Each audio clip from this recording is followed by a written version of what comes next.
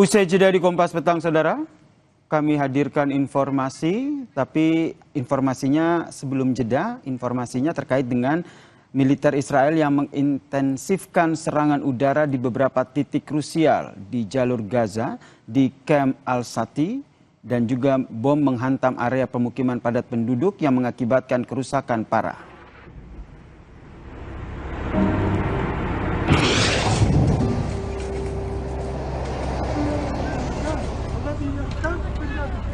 Situasi di jalur Gaza kembali membara, Saudara, setelah rentetan serangan udara Israel yang menghantam kawasan Deir al-Balah, Khan Younis, dan juga kamp pengungsi di Al-Shati.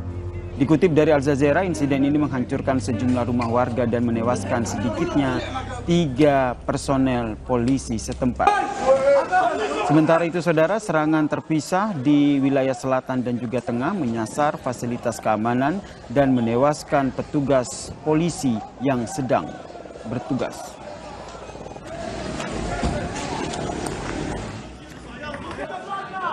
Penduduk di kamp pengungsi kota Gaza memeriksa sebuah bangunan yang rusak setelah diserang Israel pada Kamis malam waktu setempat. Pengungsi memeriksa apakah ada korban akibat serangan udara Israel.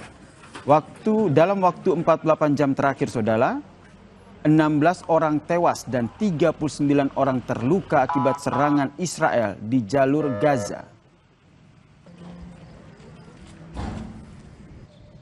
Sementara itu, Saudara, puing dan bangunan rusak memenuhi bagian kota Tyre, Lebanon Selatan setelah Israel sepanjang malam menghantam kota ini.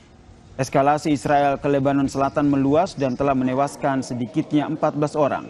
Di antara korban tewas, Saudara, terdapat 5 perempuan dan anak-anak serta seorang tentara Lebanon. Sementara itu puluhan lainnya mengalami luka-luka.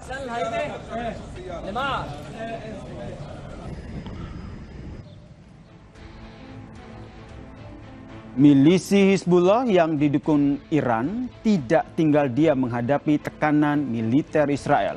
Serangan sporadis yang menyasar titik pos militer juga artileri berat dilakukan lewat aksi drone kamikaze. Salah satu yang menjadi sasaran terbaru Hizbullah adalah kendaraan teknik Israel di Lebanon Selatan. Serangan diluncurkan dengan drone Ababil.